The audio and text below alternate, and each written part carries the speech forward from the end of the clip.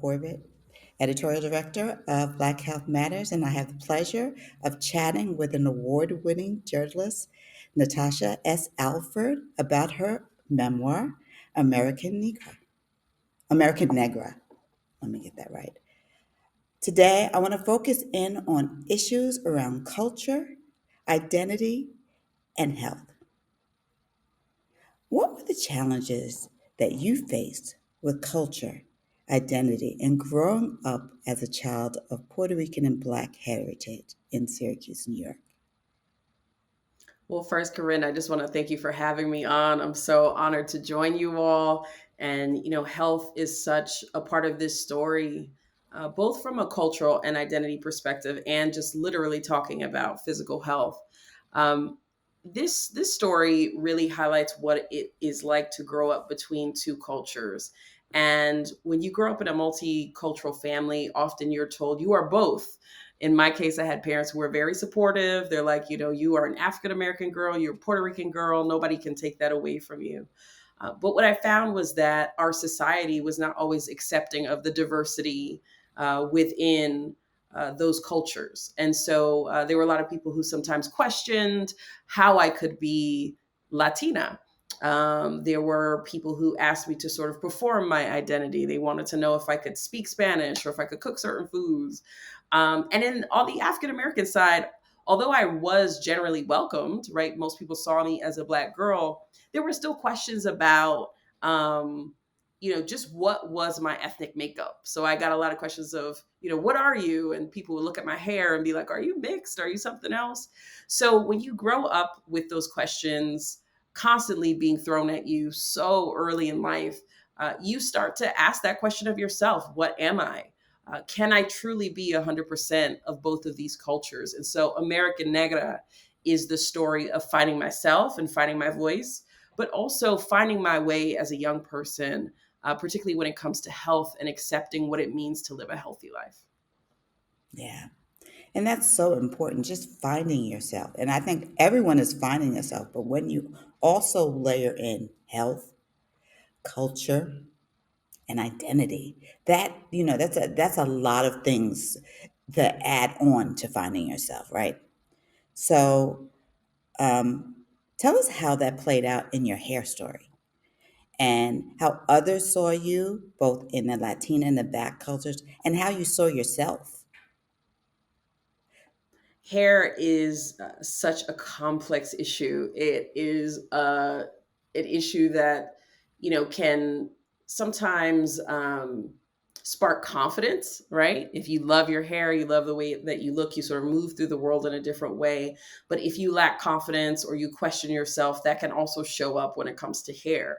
Growing up as an African American and a Latina girl, what I found was that in one culture, my hair texture was really celebrated. It was seen as exotic and interesting that I had this long, curly black hair. But when I was on the other side and looking at Spanish language media, I always saw straight hair. I always saw hair that was very, very long and very Eurocentric, right? That was the standard of beauty. So in that culture, my texture of hair, the African sort of influence or descendancy that I came from, that made me stand out, right? That meant that it would be more likely that me perming my hair would make me fit in. But what I saw in common was between those two cultures was actually just that in the African American community, we often permed our hair to straighten it for ease. And then on the other side, there is this sort of pressure to conform to a Eurocentric standard of beauty. And oftentimes that means straighter hair, which is perceived as more professional, which is perceived as somehow more polished. So I sort of got that from both sides of the culture, even though there Right. were different reactions to my hair. So looking back, what do you wish you could have told your younger self? I would have said, don't waste a day not loving yourself. I wish that I could get back all of the time that I questioned myself, that I was trying to look like someone else, that I rejected what came naturally to me. Because now, in my mid 30s, I see that I actually am most beautiful when I'm just myself. you know, Right. um, I'm most comfortable. I'm able to move through the world with a freedom that I didn't have before when I was trying to conform, whether it be with hair or in just sort of presenting myself a certain way culturally. And so, yeah, I think it would be not to waste an ounce of time, and that there's so many aspects of our society that want us to feel shame about our bodies, about the way that we look. So we will spend money. So we will change. And there's such power in taking back that narrative and saying, I love myself the way I am. So I've got to tell you, I was recently, just last weekend, at the National Black Writers Convention. No, National Black Writers Conference.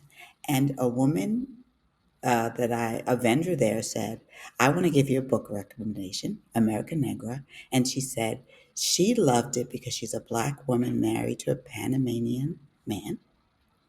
And she has daughters.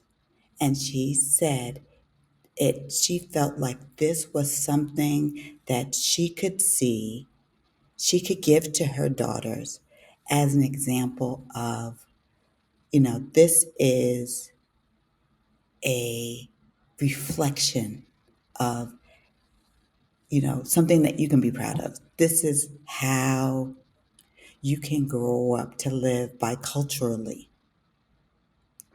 And she was really, really excited about it. She was like, there's this woman who wrote this book. She went to Harvard. You should read it. I said, I'm reading it now.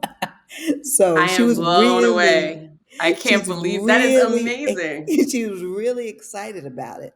So, you are making an impact, in lots of different spaces. Um, so let's talk about your time at Harvard. How did culture and an identity evolve while you were there? Well, first, I just have to acknowledge that story is incredible. So, thank you to that woman for being, an ambassador for the book. That's exactly why I wrote it. In the sense of, even if you don't have the exact ethnic background that I have, or cultural background, that people who haven't feel seen in representations of blackness and Latino-ness and American identity see themselves. Um, the book explores what it means to go to a place and to learn that you belong. A lot of my struggles at Harvard, in some ways, were centered around belonging and centered around deservingness. Um, there was a part of me, I think, this duality that W.E.B. Du Bois often talked about. There was a part of me that felt that I certainly belonged there, but there was this other part of me that felt that I still had to prove I belonged there. And so it created a lot of pressure for me, sometimes academic insecurity, holding back in class, not using my voice, not raising my hand, something that I think a lot of young people can relate to if they're first or second generation going to college. And so what American Negra does is it shows the journey of finding your voice, finding your confidence, shedding imposter syndrome, and accepting your talents, accepting your gifts in that space. And one of the reasons I was able to do that was because of the Harvard Black community, which is a very strong community, a very deep rooted community that has been around since really the beginning of the college. Black people have always been at Harvard. Harvard, tragically built its institution in many ways off of the wealth of slave labor. And so, even indirectly, our existence is a part of this institution in this really interesting way, a really sad way. And yet, there have been so many brilliant scholars who've come through this place. And so, what I wanted to show in America Negra was our belonging. There's a lot of conversation right now about DEI. And whether when people say DEI, they're referring to Black people, even though DEI benefits so many. But it's this question of, do we deserve what we have? And I think the book really shows, both historically and in my personal story, what it means to know that you belong someplace and know that you deserve to be there. Absolutely, absolutely. Now, let's talk about the Dominican Republic for a minute. Uh, what did your time in the DR contribute to your thoughts about being an Afro Latina? When readers see American Negra, they're going to see that the Dominican Republic was a turning point for me. I remember landing, it was in 2005, the summer of 2005. Or it was summer of 2005, 2006. I have to double check. But when I got there, I was completely blown away by how many brown skinned people were there. And it's not brown in the sense of, the way that we talk about Latinidad in the US, we think of sort of tan, somebody with Hmm. just a little hint of color. I saw Black people everywhere. I saw Afro descendants everywhere. They were speaking Spanish, they were born and raised in the Dominican Republic. And many of them saw me and assumed that I was Dominican. And so for the first time in life, I'm experiencing what it is to blend in as a Latina, to sort of fit in, to not be seen as an other just because I'm Black, but for people to assume just from looking at me that I must be one of them. So I talk in the book about what that does to me, on an emotional level, but also intellectually, this sort of curiosity that it sparks for me to say, okay, wait a second. I've been hearing that Black people have been across the diaspora for years, right? That there were boats that stopped in all these places. But what does it mean to really know that history? How are we connected? But also, in what ways are we divided? And so I also learn a bit about the country's relationship to Haiti and times when, the relationship was actually a really devastating and violent relationship.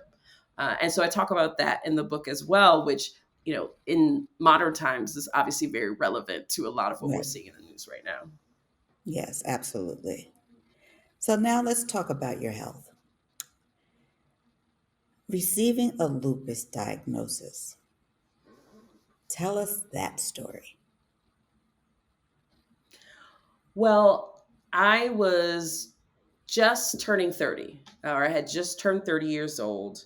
And when you turn 30, it's a new phase of adulthood, but you're still pretty young, right? There's still some assumptions that you make about what it means to be a 30-year-old. And so when I got this diagnosis, completely unexpected, I was running in the gym one day and unable to move my wrists all of a sudden. It felt like my legs were heavy weights with sandbags tied to them. And it took me a while to realize I even had to go to the doctor because I learned so early that the doctor's only to be gone to when it's an emergency. Other than that, you push through the pain. That's the sort of culture that I came from. That was kind of the upbringing that I had in watching my parents and my family and the examples around me. So by the time I went to the doctor, I was blindsided when I was told that I had lupus. Lupus is an autoimmune condition in which your immune system attacks healthy cells. So rather than attacking the invaders, it's attacking healthy cells. It can cause joint damage, organ damage. Sometimes it manifests in skin rashes and other pains in the body. But there's also a mental toll, depression, anxiety that comes with having an illness like this because your body is under attack and it is so unpredictable, even with the different ways that you can manage it. And so, what American Negra does is it takes you inside the experience of getting a diagnosis like this, but also what it means to get a diagnosis when you're at the peak of your career, right? Things are about to take off. You have high expectations for yourself. And how do you manage having big dreams with having a big illness? And so, it's not easy. The spoiler is that it took me a while to accept it. It took me over a year before I really committed to taking my medication, to going to the doctor, to taking care of myself. And there were consequences to that, which I do talk about. Um, but ultimately, the journey of acceptance was a really powerful one because then it allowed me to create a new normal for myself that didn't require me sacrificing my health in order to succeed. Right. And it's so let's talk about lupus is not just in the Black community. It is also in the Latina community. It is, Yes. yeah, so raising awareness, this American Negra is a vehicle that raises awareness about the prevalence of lupus. Also, is an opportunity to have discussion about having lupus because also in our communities we don't talk about having autoimmune diseases. These are things that we keep quiet about. because that's our culture. Yes, and I think that it's a larger feature of American culture is that we put our work first, our health Mhm. comes second, and that there's a lot of shame and stigma around being a person with a chronic illness because it begs the question, well, what can you do? How productive can you be? Can you still work? And so much of our value in this country is defined by what we do for work. So there's a re-education I think that needs to happen, and you're right that I'm trying to raise awareness about how this disproportionately affects different communities. First and foremost, lupus disproportionately affects women, so that's just like across the board. Right. Women are more likely to get lupus. But then when you look at race and the way that we categorize race generally in the United States, Black women are 3 times more likely to get lupus than our white female counterparts. Hispanic women are also more likely to get lupus. And one of the questions I pose in the book is just because of the way that we track race, ethnicity, for the Black Latina, I don't know what the exact numbers are. I'm not sure that anybody's really looking to see how we are affected by lupus, but they should certainly ask the question. And because of that, we as Black women are already facing all of these stressors, right? You look at Black maternal mortality rates. You look at our rates of heart disease. You look at our rates of breast cancer. And so it's just yet another burden that we have to carry that I think really highlights the need for us to be open about it, to talk about how we're coping, how we're getting through, to lean on each other, and to not feel shame because this is not something that we asked for. There's nothing that we did to deserve lupus, but we do deserve to live rich, meaningful, healthy lives, even in spite of having this illness. And so I hope to be, breaking the stigma by being so public about it at this young age. Right. And so let's talk about caring for yourself. How are you caring for yourself as you continue with your career? Like, what adjustments are you making? Because it's not that your life has stopped, right? But you make adjustments and you carry on. Yeah, it certainly hasn't. Yeah, as the mother of a toddler, between this book, being on CNN, and working at the Griot, it definitely has gone on. Life has gone on. I think the big difference between me now and before is that I know how to say no. I didn't know how to say no before. Anytime I was invited to do something, anytime I had a chance to take on more projects, more work, I was doing it because that was the way that I was cultivated and sort of acculturated, to think that you have to grind and you have to take every opportunity and make the most of it. Now it's all about quality over quantity. The quality of my experiences, the quality of my relationships, the quality of the work that I'm doing. That's what matters more than squeezing everything I can into a day. And so even with this book tour for America Negra, we did, the Northeast. We went to all these cities, DC, Boston, New York, Montclair, New Jersey, Syracuse, my hometown, Rochester. But I built in a pause because I said, the temptation will be to run myself down to the ground promoting this book. But I'm actually have to be a living example of what it means to take care of yourself. And the truth is, I'm going to need a break. And so we'll pick up the rest of the tour. We'll go to the South. I'm going to Chicago next month. But I needed to live out those values even as I was doing something like promoting a book where I talk about having lupus.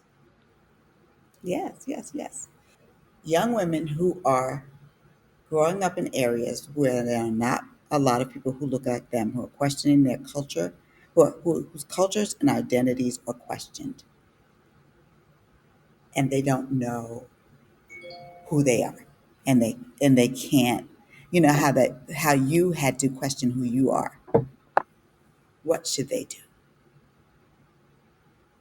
Well, I think the first step is to realize that you're not alone. Wherever you are in the world, you are not alone. There's somebody who shares your experience. And so, even in this digital world where we have all these connections, it is very easy to feel isolated. And so, I encourage you to find community, to find others who share your experience. That's the first thing. But I think the second thing is, finding who you are is layered. There's who you are at work. the jobs that you enjoy, the career that you want to have. There's also who you are in terms of your family story. One of the things I did in writing American Negra was go and get genealogy assessments done. So I learned about my ancestry, things that I'd gone years never knowing about my family. The fact that we were connected to a plantation in Darlington, South Carolina, and my ancestor was enslaved there. The fact that my ancestors in Puerto Rico, they worked in sugarcane fields and, essentially made these big, rich business owners even richer. But those were the histories that I had been denied because, how often are you born and you only know your immediate family's history? And so it was something about learning where I came from that was so powerful. And it made me feel so much more empowered. And again, much more like I belonged as an American. I deserve to both be here and to be proud of what my family has contributed. So I really encourage people to get to know themselves and maybe do some of that deeper work to find out your family story and to find out your story. I think that it helps you to see yourself in context in a different way. Well, thank you so much for being with me today, for sharing your journey with Black Health Matters. And how can people find American Negra? Well, it's been a joy to talk with you. Thank you so much for having me.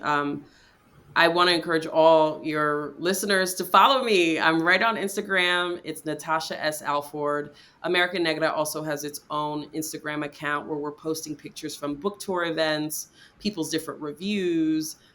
It's really community building is what we're doing with this book. And you can learn more if you go to americannegra.com. Negra is just Negra. But we are online and we are doing this tour. We're traveling around the country. We went to Puerto Rico for an event. So if you don't come see me in person, you can always go online. And of course, you can get the book on Amazon, where it is a top book in African American history right now, even 4 weeks after it's released. So definitely go ahead and check it out and leave us a review too. Thanks so much, Natasha. Have a great day. You too. Thanks, Corinne.